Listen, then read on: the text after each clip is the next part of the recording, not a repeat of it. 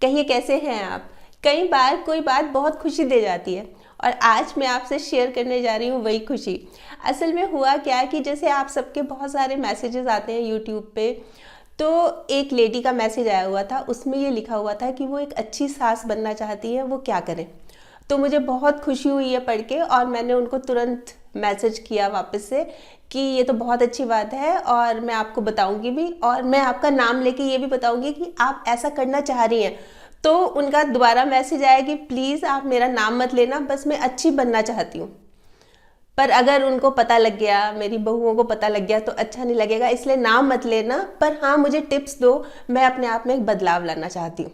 तो ये जो उन्होंने लिखा ना कि मैं अपने आप में एक बदलाव लाना चाहती हूँ, ये बात मुझे बहुत खुशी दे गई। कोई बात नहीं, अगर आप अपना नाम आगे नहीं लेना चाह रहे, कोई बात नहीं, इसमें कोई भी ऐसा टेंशन वाली बात नहीं है।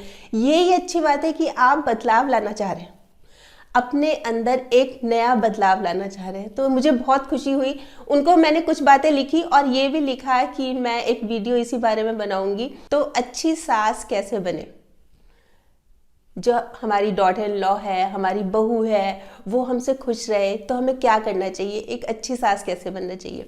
देखिए, सबसे अच्छी बात तो ये है कि आप चाह रहे हैं, और जब हम चाहते हैं तो हम कर भी सकते हैं। फिर हमें एक एग्जाम्पल बनना है। सबसे ज़्यादा ज़रूरी बात, हमें एग्जाम्पल बनना है। हम पता है क्या करते हैं, जो सास होती हैं, मदर इन लॉज होती हैं, वो क्या करती हैं, वो जो पुराने टाइम से चला आ रहा है ना कि उनकी सास ने किया था या इस तरह से है, ये करना है, वो करना है, वही चीज़ें पुरानी पुरानी रिपीट किए जा रही हैं, उससे बाहर निकलना। अब देखिए, समय बदल रहा है, इसको तो आप भी मानेंगे ना कि समय बदल रहा है, और बदलते साथ, समय के साथ साथ हमें भी बदलना है। ये सबसे ज़्यादा ज़रूरी है। तो क्या करना है, हमें एक एग्जाम्पल बनना है।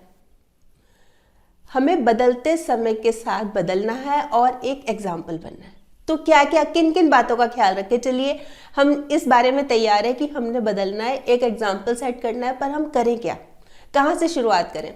सबसे पहले और सबसे ज़्यादा ज़रूरी बात तो ये है कि बहू को बेटी समझें, बेटी की तरह नहीं, बेटी समझे। आमतौर पर मदर्स पता है क्या सोचती है कि जब बेटे की शादी हुई तो बेटा तो गया, बेटा हाथ से निकल गया। पर उनको ये सोचना चाहिए, ये बात मन में रखनी चाहिए कि बेटी आई है, बेटा निकला नहीं है, बेटा कहीं गया नहीं है, बल्कि एक मेंबर और ऐड हुआ है और बेटी आई है। फिर बात आती है कि सास को, बहू को स्पेस देना चाहिए। स्पेस थोड़ा सा एक बार समय देना चाहिए कि वो एक नए परिवार में आई है, समझे उनको। कैसे, इसका मैं वजह बताती हूँ कि जैसे शादी हुई और जो सास है वो, मुझे तो दादी बनना है, मुझे दादी कब बना रहे हो, बार बार सुबह दोपहर शाम बार बार यही रट लगा के रखते हैं। उनको जो नई बहू आई है, एक बार उसको थोड़ा सा, नए माहौल है उसके लिए, उसको एक बार सेट होने दो, उसको अपने हस्बैंड को समझने दो, उसको आपको समझने दो, नए परिवार को समझने दो। एकदम से ही उसके ऊपर ला देंगे कि बहू मुझे तो दादी बनना है, दादी बनना है, तो उनके ऊपर एक प्रेशर आ जाएगा। हो सकता है कि अभी बेटा ही ना चाह रहा हो सकता है कि बेटा बहू ने अभी प्लानिंग कर रखी हो कि 1.5 साल तक नहीं चाहिए, और उसमें ऊपर से आपका प्रेशर। तो थोड़ा सा स्पेस देना चाहिए। ये चीज़ अच्छी नहीं होती कि बार बार, उनको अपने हिसाब से करने दो। अब शादी हो गई, अब आप थोड़ा सा आराम से बैठो, थोड़ा सा एंजॉय करो, आप भी समझो उसको। जो घर में नया मेहमान आया है, जो बहू आई है, उसको भी समझो, उसको अपने हिसाब से ढालने की कोशिश करो और उसके हिसाब से भी ढलने की कोशिश करो। कई बार क्या होता है कि हम ना बहुत ज़्यादा मतलब इम्पोज कर देते हैं अपनी बात। स्पेशली जब मैं सास की बात करूं, तो मैं आपको एक एग्जांपल बताती हूँ। बहुत साल पहले हुआ था, पर ये बात भूलती नहीं है कभी भी, कि जैसे एक फैमिली थी, बेटा था, बहू थी और सास थी। तो नई नई शादी होके आई थी, तो होते सारी फिर उनके 1 साल के अंदर अंदर बेबी हो गया। तो हस्बैंड वाइफ ने, जैसे मेरे को वो वाइफ मिलती थी तो बहुत बार बताती थी कि बेटी होगी तो ये नाम रखेंगे, बेटा होगा तो ये नाम रखेंगे। बहुत ज़्यादा एक्साइटेड थी और उसी नाम से वो अक्सर अपने आप से बात किया करती थी। होता ही है ना, जैसे प्रेगनेंसी में खूब बात करती थी उससे।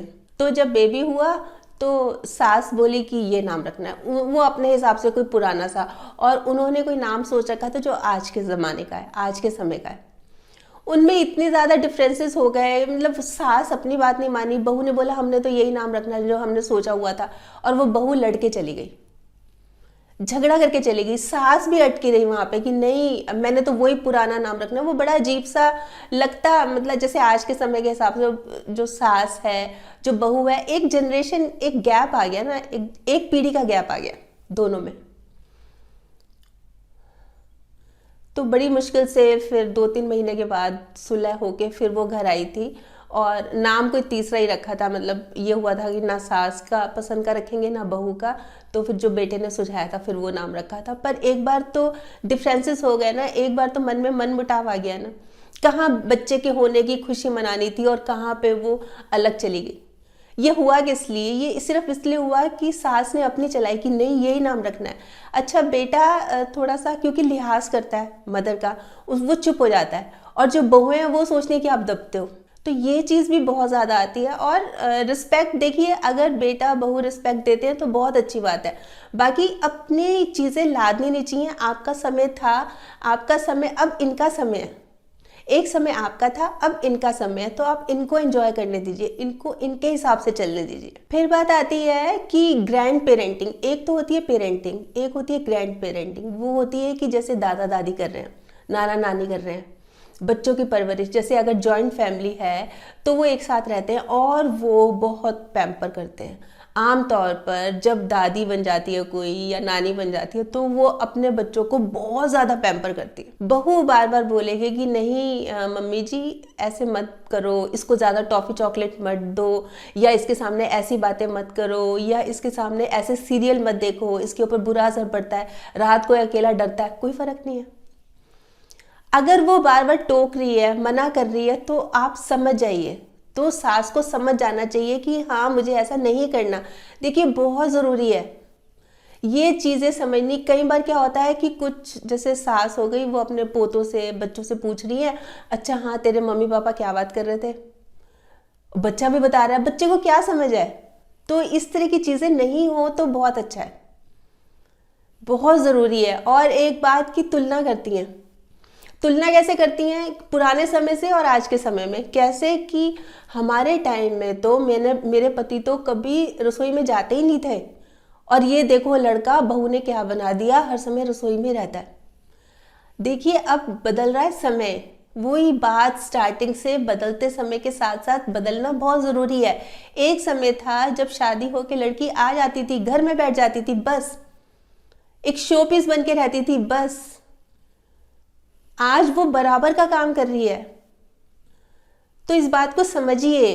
तो अगर वो बराबर का काम कर रही है और बेटा बहू दोनों मिलके घर चला रहे हैं, कभी वो चाय बना रहा है, कभी वो खाना बना रहा है, तो उसमें इतना मजाक उड़ाने की जरूरत नहीं है, इतना कंपेयर करने की जरूरत नहीं है, तुलना करने की जरूरत नहीं है कि देखो ये क्या हो रहा है। बात बात पे हंसना, मजाक उड़ाना। और एक और बात कि घर की बात बाहर लेके जाना, पड़ोसियों से, रिश्तेदारों से 2-2 घंटे बैठना, चुगलियां करना, मेरी बहू ऐसी, मेरी वो बेचारी अच्छी है, चाहे अच्छी है, फिर भी उसकी कोई भी एक गलत बात पकड़ ली और उसी के पीछे लगे हुए हैं। वो साड़ी नहीं पहनती, वो नई आई है, उसको आदत नहीं है अभी, तो इसके ऊपर इशू बना लेते हैं। हर बात पे वो 2 घंटे सो गई, वो तो सोती रहती है सारा दिन।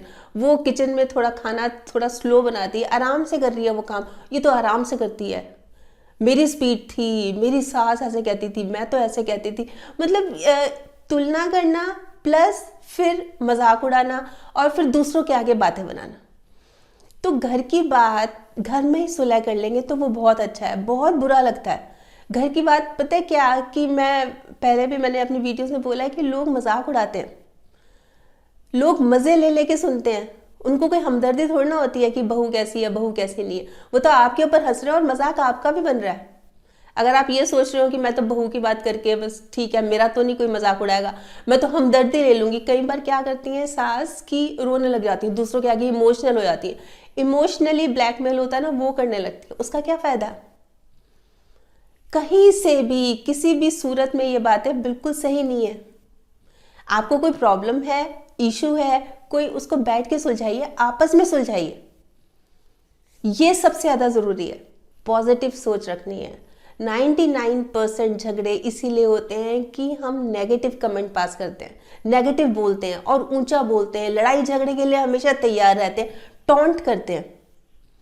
तो ये चीज़ बिल्कुल नहीं होनी चाहिए, इस चीज़ से बिल्कुल बचना चाहिए। पॉजिटिव रहिए, पॉजिटिव सोचिए, नए समय का स्वागत कीजिए। एक बात जो बहुत बहुएं बहुत महसूस करती हैं वो ये है कि बेटा चाहिए। बहू प्रेग्नेंट हुई नहीं कि उसका पेट देख के ये आइडिया लगाते हैं, अच्छा ये तो ऐसा लग रहा है कि बेटा होगा। बेटी तो कहीं आती नहीं है ना माइंड में, दूर दूर तक नहीं आती। अच्छा मीठा खा रही हो तो ये होगा, खट्टा खा रही हो तो बहू को भी पता लग जाता है कि खट्टा खा के अगर लड़का होता है तो फिर मैं अगर मीठे का भी टेम्पटेशन हो रही है तो वो खट्टा ही बोलती है कि नहीं नहीं चलो 9 महीने तो आराम से निकलेंगे। अगर मैं मीठे का बोल दूंगी तो 9 महीने भी नहीं निकल पाएंगे। बेटी हो गई तो एक बार और ट्राई करना कि बेटा होगा, नेक्स्ट टाइम फिर वही अपने अंदाजे लगाएंगे देख देख के कि क्या खाने का मन कर रहा है। इस बार तो हो गई, इसका तो भाई आएगा, इसका तो भाई आएगा। अगली बार फिर बेटी हो गई तो फिर ट्राई करो। बल्कि आज समय जो है ना प्रॉपर बिल्कुल दोनों को, बेटा बेटी एक समान है, दोनों को इक्वली इंपॉर्टेंस देने की जरूरत है। ज़रूरत इस बात की है कि बच्चा कोई भी हो, देखिए आजकल तो 4-4 5-5 बच्चे तो होते ही नहीं है, एक बच्चा होता है बस, और यही पेरेंट्स की इच्छा रहती है कि वो हेल्दी रहे। तो आप इस बात को समझिए कि बच्चा कोई भी हो और बेटी किसी से कम नहीं है, बेटा बेटी एक समान है। बेटी आज हर एक वो काम कर रही है, पहले समय में नहीं होता था। पहले समय में कहाँ होता था, छोटे छोटे बच्चों की शादी कर दी, चलो बस घर के अंदर ही उनका काम ही रहता था, बस घर के अंदर, घर की 4 दीवारी में। आज ऐसा कुछ भी नहीं है, सब बाहर निकल रही हैं और अच्छी तरह काम भी कर रही है। तो बेटा बेटी का तो ये भेदभाव ये हटा देना चाहिए और आपको ये देखना चाहिए कि जो होने वाला बच्चा है वो स्वस्थ हो। और अपने बेटे को, अपनी बहू को थोड़ा सा स्पेस भी देना चाहिए, उनको थोड़ी सी ना आज़ादी भी देनी चाहिए कि कभी बोल देना चाहिए कि चलो आप घूम आओ, आप डिनर कराओ, ताकि उनके रिश्ते में भी फ्रेशनेस रहे, ताजगी रहे। आप कहीं जाने नहीं देंगे, यहीं रहो, घर पे रहो, नहीं जाना, ये नहीं करना, तो उनमें भी एक बंधन सा हो जाएगा। देखिए वैसे तो आजकल ज़्यादातर अलग ही रहते हैं। अलग का क्या मतलब है, जैसे पेरेंट्स कहीं रहते हैं और बेटा बहू कहीं और जॉब कर रहे हैं, कहीं दूसरे शहर में रहते हैं, पर अगर साथ रहते हैं तो उनको थोड़ा स्पेस देना चाहिए, उनको थोड़ा सा समय देना चाहिए कि हाँ आप घूम के आओ, बच्चों को मैं संभाल लूँगी। थोड़ा सा ना अपना जो मदरली फीलिंग है उसको दिखाना चाहिए, हमेशा ये तने तने नहीं रहना चाहिए।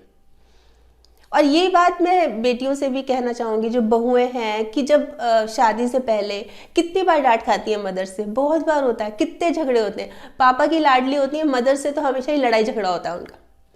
तो अगर सास कुछ कह देती है तो थोड़ा सा सह लेना चाहिए, थोड़ा सा सुन लेना चाहिए।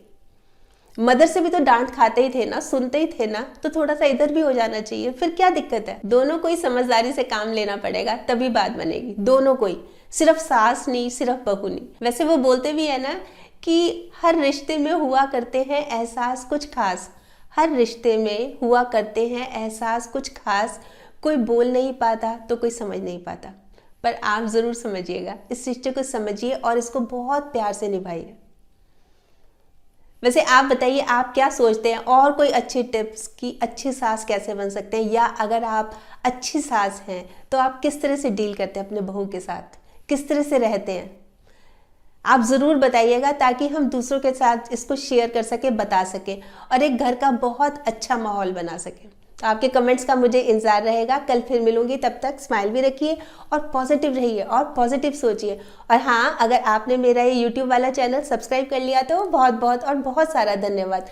नहीं किया तो प्लीज़ कर लीजिएगा, और सब्सक्राइब करने के साथ साथ ना इसमें जो एक बेल का बटन है ये भी दबा दीजिएगा, ताकि जब भी जैसे ही मैं कोई वीडियो अपलोड करूँ आपके पास नोटिफिकेशन या मैसेज आ जाए। ठीक, बाय।